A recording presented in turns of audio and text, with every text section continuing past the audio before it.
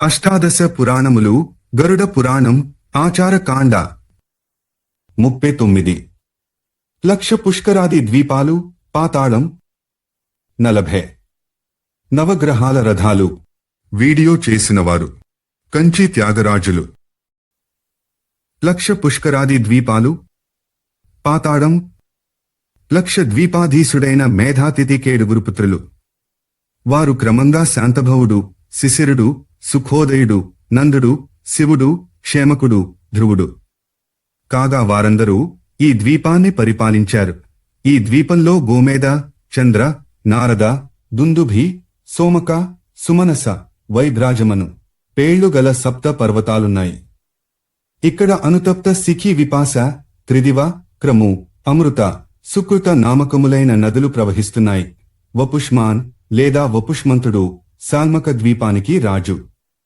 అతనికి 7 కొడుకులు. శ్వేత హరిత జీమూత రోహిత వైద్యుత మానస సప్రభ అనే వారి పేర్లతోనే ఆ వర్షాలు అంటే రాజ్యాలు కూడా ప్రసిద్ధి చెందాయి. లక్షద్వీపంలో కుముద ఉన్నత ద్రోణ మహిష బలాహక క్రౌంచ కకుద్మాన అను పేళ్లుగల 7 పర్వతాలున్నాయి. యోని తోయ వితృష్ణ చంద్ర శుక్ల విమోచని విధృతి నామకములైన సప్తనదులు కూడా ఉన్నాయి. ఇవన్నీ పాపనాశకాలే. కుశద్వీపానికి స్వామి జ్యోతిష్మాన్ జ్యోతిష్మంతుడు. ఆయనకు 7 కొడుకులే. వారు ఉద్భిద వేణుమాన్ ద్వైరద లంబన ధృతి ప్రభాకర కపిల నామధేయులు. వారి పేర్లతోనే వారు పాలించిన ఇక్కడి వర్షాలు ప్రసిద్ధికెక్కాయి. ఈ ద్వీపంలో విద్రుమ హేమశేల ద్యుమాన్ పుష్పవాన్ కుశేశయ హరి మందరాచలము అను పేర్లుగల 7 వర్ష పర్వతాలున్నాయి. ఇక్కడ ధూతపాప శివ పవిత్ర సన్మతి విద్యుదభ్ర మహి కాసాయను సప్త పాపనాశకాలైన నదులు ప్రవహిస్తున్నాయి. మహాదేవ క్రౌంచ ద్వీపానికి రాజు మహాత్ముడైన ద్యుతిమంతుడు. ఆయనకు కూడా 7 కొడుకులే. వారి పేర్లు కుశలుడు మందగుడు ఉష్ణుడు పివరుడు అంధకారకుడు ముని దుందుభి. ఈ ద్వీపంలో క్రౌంచ వామన అంధకారక దివావృత్ మహాశైల దుందుభి పుండరీకవాన్ నామక సప్త పర్వతాలున్నాయి. ఇక్కడ గౌరీ కుముద్వతి సంధ్య రాత్రి మనోజవ ఖ్యాతి పుండరీక నామములుగల నదులు ప్రవహిస్తున్నాయి. శాకద్వీపరాజైన భవ్యునికి కూడా జలద కుమార్ సుకుమార అరుణీబక కుసుమోద సమోదార్కి మహాద్రుమ నామధేయులైన 7 కొడుకులున్నారు. ఇక్కడ నలిని సుకుమారి కుమారి ధేనుక ఇక్షు వేణుక గభస్తి అను పేర్లుగల ప్రసిద్ధ నదులు ప్రవహిస్తున్నాయి.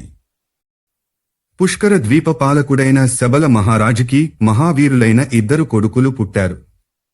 వారి పేర్లు మహావీరుడు ధాతకి. వారి పేర్లతోనే ఇక్కడ 2 వర్షాలేర్పడ్డాయి.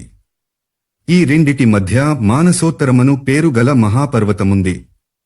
ఇది 50,000 యోజనాల ఎత్తుతో అంతే విస్తీర్ణంలో పరచుకుని ఉంది. ఈ పుష్కర ద్వీపానికి నలువైపులా స్వాదిష్ట జలాల సముద్రముంది. ఈ రుచికరమైన చల్లని జలాలలోనే ఈ ద్వీపానికి కాస్త దూరంలో ఒక నిర్జనమైన స్వర్ణమయమైన ప్రపంచం కనిపిస్తుంటుంది. అక్కడ 10,000 యోజనాల విస్తీర్ణంలో పరచుకుని లోకాలోకమను పేరుగల పర్వతముంది. అది ఎల్లప్పుడూ చీకటి చేత కప్పబడి ఉంటుంది. ఎంత కష్టపడి దానిని చూడడానికి ప్రయత్నించినా సామాన్య మానవులకి అదేదో అండకటాహంచే ఆవరింపబడినట్లు అనగా నల్లటి గుడ్డు పెళ్ల చేతనో తాబేటి చిప్పతోనో మూయబడినట్టు మాత్రమే కనిపిస్తుంది. కపర్ద్యాది దేవతలారా, ఈ భూమి ఎత్తు 70,000 యోజనాలు. ఇందులో 10,000 యోజనాల దూరంలో పాతాళ లోకాలున్నాయి. వాటిని అతల వితల నితల గభస్తిమాన్ మహాతల సుతల పాతాళ లోకాలని వ్యవహరిస్తారు. ఈ లోకాలలో భూమి కృష్ణ శుక్ల అరుణ పీత శర్కర సదృశ శైల స్వర్ణ వర్ణాలలో ఉంటుంది. అదే దైత్యుల నాగుల నివాస భూమి దారుణ పుష్కర ద్వీపంలోనే నరకాలుంటాయి. రౌరవ సూకర రోధ తాళ విశసన మహాజ్వాల తప్తకుంభ లవణ విమోహిత రుధిర కృమిస కృమిభోజన అసిపత్రవన కృష్ణ నానాభక్ష లాలాభక్ష దారుణ పూయవస పాపవహ్నిజ్వాల అధహసిర సందంస కృష్ణసూత్ర తమస్ అవీచి స్వభోజన అప్రతిష్ట ఉష్ణవీచి అనేవి విభిన్న నరకాల పేర్లు. ఈ లోకాలన్నిటికీ పైన జల అగ్ని వాయు ఆకాశలోకాలున్నాయి. ఇంతవరకు చెప్పబడిన దానిని బ్రహ్మాండమంటారు. దీనికి బాగా పైన దీనికి 10 పరిమాణంలో మరొక లోకముంది. అందులో శ్రీమన్నారాయణుడుంటాడు. అధ్యాయాలు 56-57. నవగ్రహాల రథాలు. దేవతలారా, సూర్యదేవుని రథం వైశాల్యము 9000 యోజనాలు. దాని ఈశాదండానికి అంటే కాడికి రథ మధ్యానికి మధ్య ఉండే దూరం రథ వైశాల్యానికి రెట్టింపు ఉన్నది. ఇరుసు 1,87,00,000 యోజనాల పొడవు ఉంటుంది. ఆ ఇరుసుకి గల చక్రమొకటే. దానికి 3 నాభులు, పూర్వ మధ్య అపర అహాలు, 5 అరలు, పరివత్సరాదులు, 6 నేములు, వసంతాది 6 ఋతువులు. సంపూర్ణ కాలచక్రమే సూర్యదేవుని రథచక్రము. ఇరుసులలో రెండవది 40,000 యోజనాల పొడవుంటుంది. రథాక్షములు ఒక్కొక్కటి 5,500 యోజనాల పొడవును కలిగియున్నవి. గాయత్రి, బృహతి, ఉష్టిక్, జగతి, త్రిష్టుప్, అనుష్టుప్, పంక్తి అనే 7 ఛందాలు సూర్యభగవానుని సప్తాస్వాలు. సూర్యునికి 12 పేర్లు, 12 తత్వాలు, 12 ఆత్మలు. ఒక్కొక్క నెలలో ఒక్కొక్క నామంతో ఆయన రథంలో ఉంటాడు. ఆ రథం వెనుకనొక అప్సర, ఒక మహాముని, ఒక యక్షుడు, ఒక నాగుడు, ఒక రాక్షసుడు, ఒక గంధర్వుడు ఉంటారు. అనుబంధం -8లో చూడండి. విష్ణుశక్తి వల్ల తేజోమయులైన మహామునులు సూర్యమండలానికెదురుగా ఉండి ఆయనను స్తుతిస్తుంటారు. గంధర్వులాయన యశోగానాన్ని కావిస్తుంటారు. అప్సరలు నర్తిస్తుంటారు.